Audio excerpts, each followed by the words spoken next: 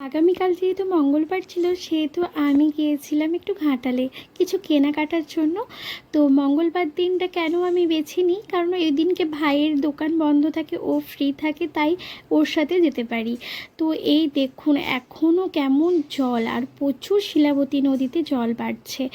আর এটা তো দেখেই চিনতে পারছেন যে এটা ভাষাপোল।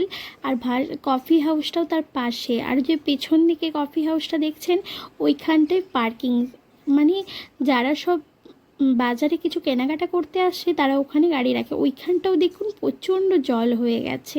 কফি হাউসের কাজটাও তো প্রচুর জল পেরিয়ে এই কফি হাউসের মধ্যে প্রবেশ করলাম। পরে কফি হাউসের পুরোটা আপনাদের সামনে একটু তুলে ধরছি। আমার তো এখানে বেশ লাগে, ছোট থেকে বাবার হাত ধরে আসা, এখন ভাইয়ের হাত ধরে।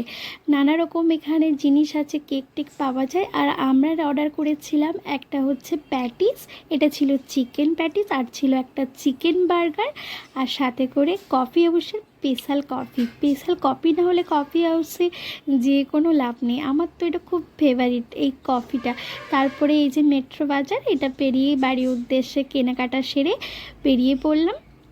তো বাইরে প্রচণ্ড বৃষ্টি হচ্ছে, মাঝে মাঝে আকাশ পুরো কালো হয়ে রয়েছে। এই ঘাটালের 1 নম্বর চ্যাথাল, যেখানে এখনও পর্যন্ত প্রচুর জল, নৌকা চলছে, কেউ আবার গাড়ি ধুচ্ছে। আমাকে যে পাশে দাদাটা গাড়ি ধুচ্ছে ও তো আমায় দেখছে ভিডিও করাটা। আর দেখুন ওই দেখুন দূরে নৌকো চলছে, এখানটা কখনো আমি দেখিনি এইভাবে, কিন্তু এখন দেখে খুব খারাপও লাগছে, খুব ভালো লাগছে।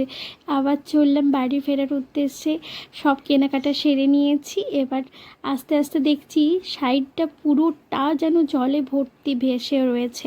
মানে এখনও ঘাটালের পরিস্থিতি এরকম, জল কমছে না, তারপরেও এখন যা বৃষ্টি হচ্ছে আবার মনে হয় বন্যাটা বাড়বে, মানে বন্যা আসবে। তো কতবার যে বন্যা হলো এরকমভাবে।